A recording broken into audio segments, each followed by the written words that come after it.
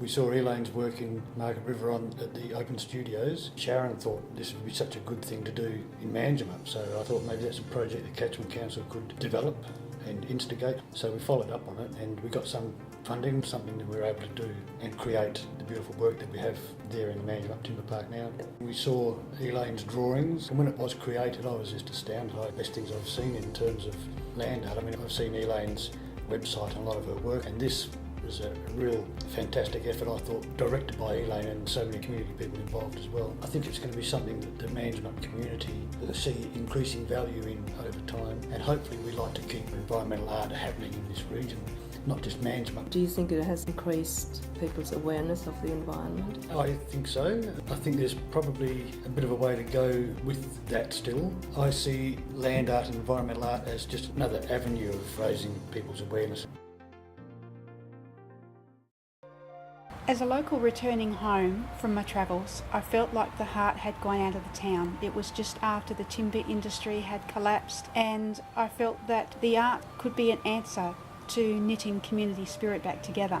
Our lecturer and regional artist at ECU introduced us to Elaine Clockerty as our guest lecturer. I really loved Elaine's manner and her art, how it involves people, community and environment. She's very inclusive, and that was the first of a series of events that led to the Landart sculpture being created in Manjimup.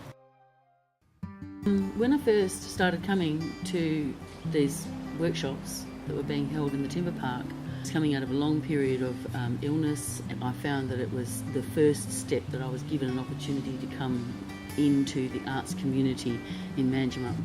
When I came to further workshops, what I got was a chance to develop my arts practice as a community artist in this area by connecting with other people.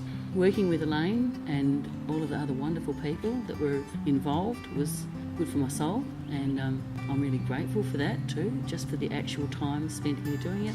And also, I think from the point of view of sustainable art, so I tapped into my own sort of personal beliefs about the need for us to think about how we live in the environment. So it gave me a lot. At Big Picture, we're really lucky to be involved in the Community Land Art project. Sharon Rose came in and asked us if we had some students that would like to be involved. It gave our students an opportunity to mix with people from the community that they wouldn't usually come in contact with, and also to try new things that they didn't know they could do.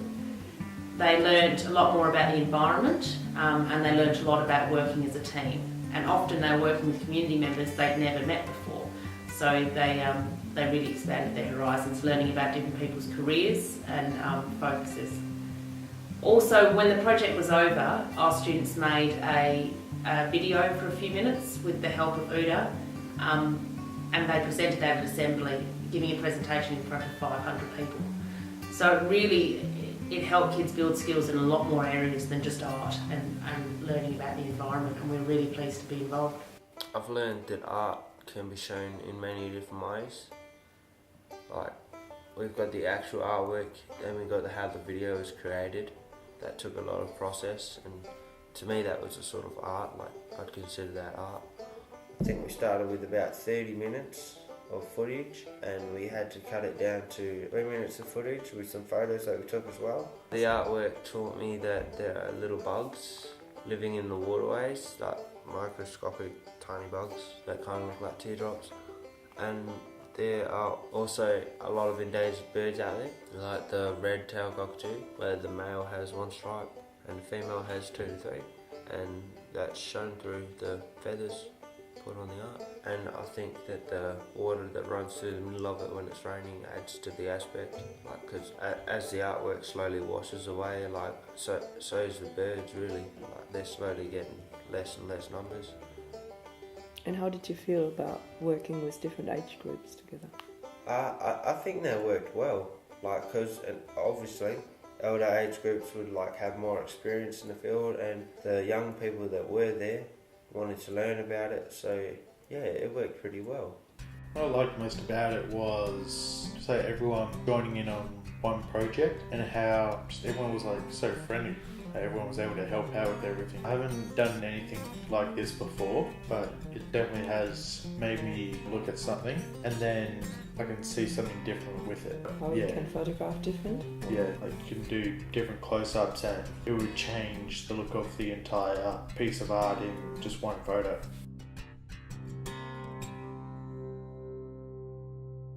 The design for me is that of a red-tailed cockatoo, or particularly even rather than just black, and using all of the bits and pieces from within the park, the honky nuts, the pieces of the grass tree, was just part and parcel of emphasising how local it was. And to the back here, which is just sheltering this area, is the native bush that was here before there was any deciduous tree plantation at all. Pretty special first up in Manjimup, and I'm really very proud of that. I enjoyed the way that everyone was doing the same sort of thing, that it wasn't like a group of kids do this and then a group of kids do something else. They were working on the same project, and that was really fun. It was fun.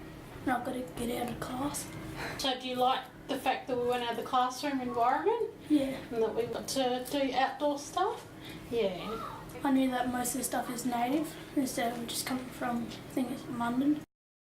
I really liked how they wanted kids to be part of it and get everyone involved in it. And it was fun doing all of it, going out and finding all the things to incorporate in it. So you felt included? Yeah. Yeah. And have you been back? We went back. While we were there, we were excited to see the finished results. Yeah, and see what because it we looked hadn't like. seen it when it was done. Having just returned from Europe and seeing that art and culture and history is so valued there, it was good to see something that was engaging at that cultural level in the town. It was really nice to just have that physical experience of collecting materials and sorting them and finding the right sort of things in the environment where the artwork was going to be set.